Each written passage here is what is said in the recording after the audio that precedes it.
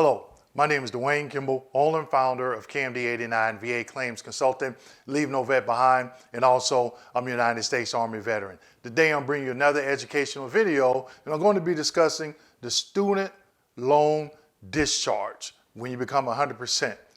But before I get into today's video, make sure you like, subscribe, hit that notification button, and please remember to share this video with your fellow veterans. Also, you can follow me on LinkedIn, Facebook, Instagram, Twitter. So today's video, student loan discharge. One thing to keep in mind, this benefit is outside of the Department of Veterans Affairs. The VA does not discharge student loans, okay? So I call the disabilitydischarge.com, I call the 800 number, and I asked a few questions because I've been getting a lot of questions. So I reached out, I made a list of questions, I called their 800 number, and I got a hold of a rep. The rep was super nice, spent about 3 or 4 minutes on the phone answering all of my questions, okay? But before I get into our discussion, my discussion with the rep, the 800 number is 888-303-7818. Again, that's 888-303-7818. And you can go to disabilitydischarge.com and get more information. I always tell veterans, look, it's nice to leave comments, you get feedback from other veterans. Your situation could be different. You want to pick the phone up, call, do your own research, and get the information directly from the horse's mouth, okay?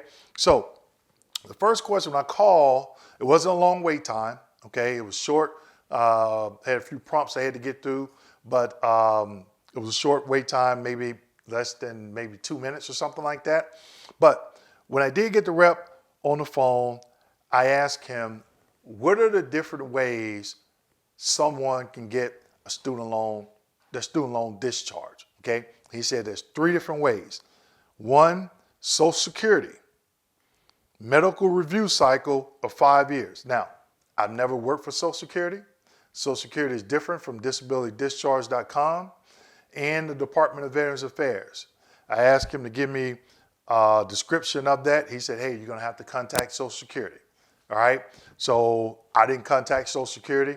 If you know what this is and you're eligible under that program, but you may not be eligible under Department of Veterans Affairs, then you want to contact Social Security. Second way, he said, being granted TDIU from the Department of Veterans Affairs. And we all know or should know what TDIU is. It's individual unemployability. All right. And then the third way was being 100% through the Department of Veterans Affairs. Now, I did ask, do you mean 100% permanent total? He said no, 100%. So towards the end of this video, I'm gonna give you some scenarios because that led me to more questions, okay? Then I asked, what documentation do I need from the VA? And he stated documentation from the VA, 100%, showing that you're 100% or 100% P&T with the effective date. So where can you get this information? If you log into eBenefits, if you have an eBenefits account, click on that letter generator. There should be a letter that says Summary of Benefits. You generate that letter, guess what's going to give you? It's going to give you your percentage. It's going to also tell you if you're permanent total, and it's going to have an effective date, okay? But you should also have your rating decisions as well, because if you have the rating decision, for example, the only condition that you have, let's say it's PTSD and it's at 100%, and you don't have a routine future, or even if you do, it says on there, PTSD 100%. So he said documentation. I did ask him about the rating decision. He said yes, but again, this is one person, only one person that I talked to. But again, you can go out to eBenefits, get that summary benefit letter. That might be even easier anyway, okay? And then I ask, if I've been paying on my student loans, I gave him this example, for the past 5 years, and I get a rating decision or get granted 100% or 100% permanent total, and the effective date is last week. But I've been paying, the effective date goes back 5 years. But I've been paying on that student loan for those 5 years. He said that they would give me the back pay. They will retro me my back pay for those 5 years back to that effective date of 100%. 100%, okay? Now, that also could be tricky because you can be given 100%, but if you have multiple disabilities, that effective date could be different from the date of the condition that you got the 100% for, if you have multiple. But for just not to create confusion, we'll just use the example of one condition, okay? So then I asked, how long does it take to get approved? He said it takes up to 120 days. Normally it don't take the full 120 days, but it could. He said normally it's only a few weeks, okay? Now, that led me to think about some other things when he said you don't have to be 100% permanent total, okay? So I came up with some examples, all right, for today's video. You have veteran number 1, that's 100%, let's say prostate cancer, and not permanent, okay? Then you have vet number 2, that's 100% for PTSD, that is not permanent, has a routine future. Both veterans have a routine future for both conditions, but they receive the 100%. And let's just say the effective date goes back 5 years, just as an example, hypothetical, right? Then I would think the vet will want to get that summary letter, submit it to discharge.com. You can go to their website. They have a lot of information on there about this program. Get approved. Get approved. Get the student loan discharge. And then let's just say 2 years down the road, the vet has the routine futures, and both conditions have improved, and they go from 100% to 70% for PTSD, 100% to 40% for prostate cancer. And I asked the rep the question, I was like, so what if that changes, that 100% changes 2 or 3 years down the road? He said it doesn't matter. They're not going to go back.